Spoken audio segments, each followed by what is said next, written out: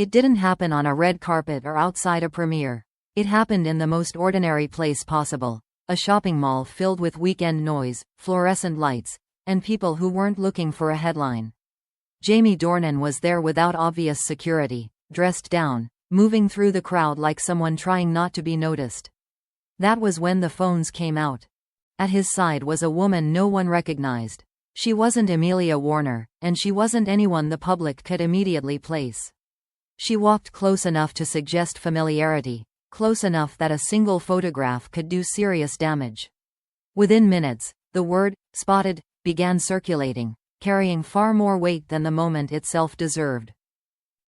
Witnesses would later describe the scene as casual, almost relaxed. Jamie appeared comfortable, laughing briefly at something the woman said, his body angled toward her in a way people love to overanalyze. There was no visible tension, no attempt to shield his face, which only fueled suspicion. In a world trained to read betrayal into body language, that was enough. The first images were grainy and cropped, cutting out context while amplifying implication.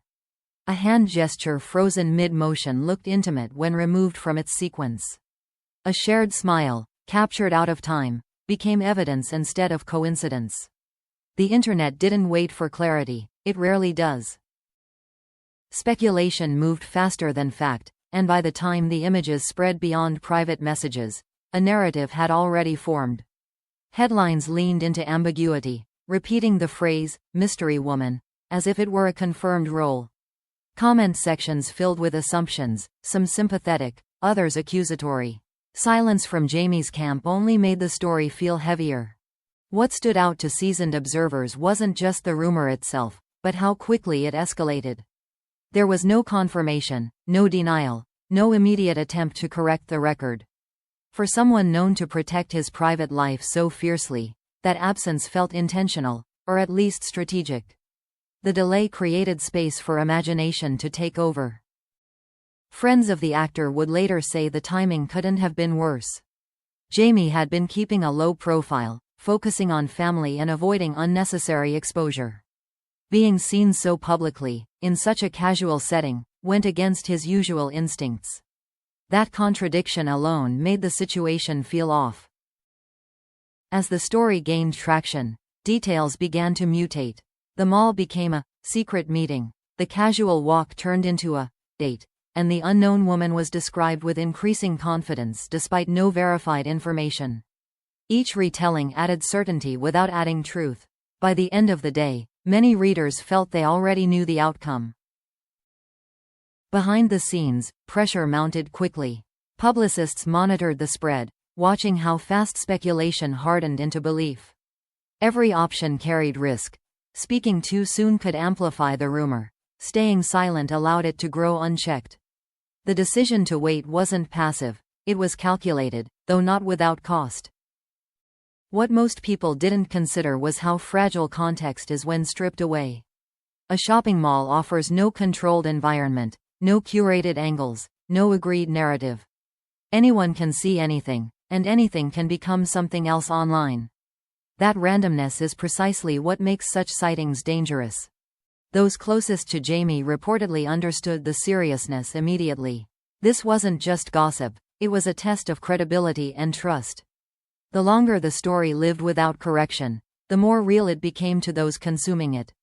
Even unfounded narratives can leave marks when repeated often enough. As night fell, the images continued to circulate, now paired with speculation about motives and secrecy. Why hadn't Amelia been there? Why had Jamie looked so at ease? Why hadn't anyone stepped forward to clarify the situation?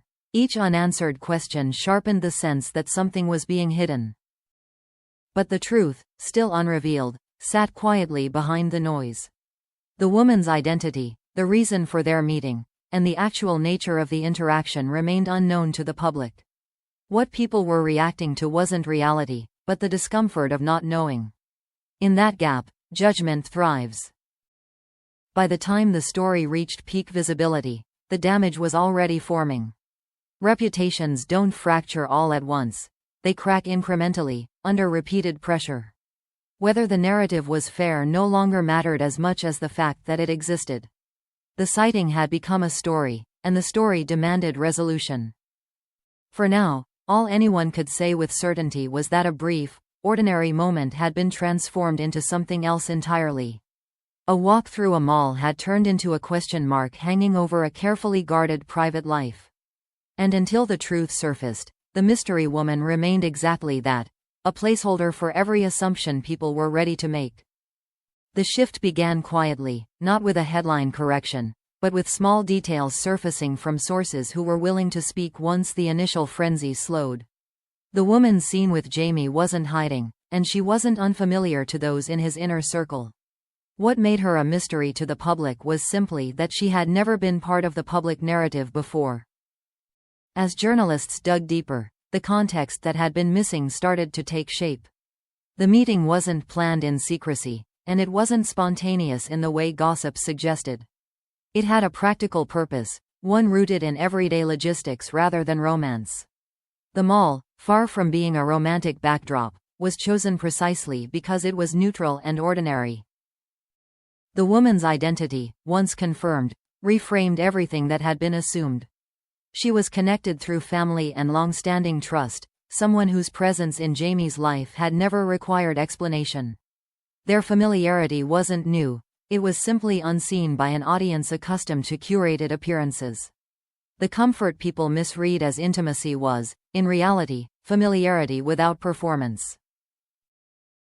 What followed was a slow dismantling of the narrative that had formed so quickly. Images were revisited with context, timelines clarified, and gestures reconsidered.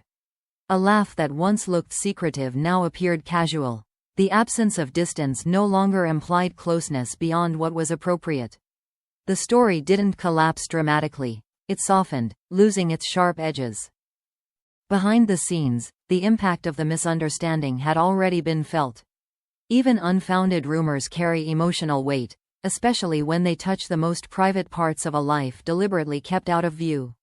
Jamie's decision to remain silent initially wasn't indifference. It was an attempt to avoid feeding speculation before facts could speak for themselves. Silence, however, is often interpreted as guilt in the court of public opinion. Amelia Warner's response remained notably absent from the conversation, and that absence spoke volumes.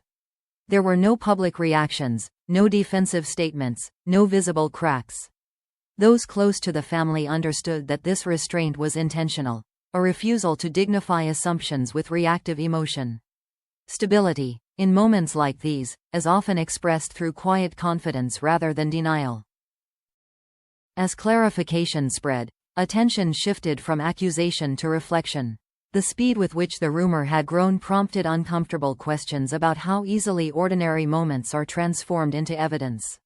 A public figure stepping into a shared space becomes a canvas for projection, where context is optional and speculation fills the gaps. The truth rarely arrives fast enough to compete. Media outlets adjusted their language, some more subtly than others. Mystery Woman gave way to explanations, though not always with the same enthusiasm that fueled the initial shock. Corrections rarely travel as far as rumors, and by then, many had already moved on. The cycle had completed itself, leaving behind a lesson few would consciously absorb. For Jamie, the experience reinforced a reality he already understood. Privacy is fragile, and even mundane decisions can carry unintended consequences. Being seen, even briefly, requires accepting that interpretation is no longer yours to control. The cost of visibility is not scandal, but constant vulnerability to misunderstanding.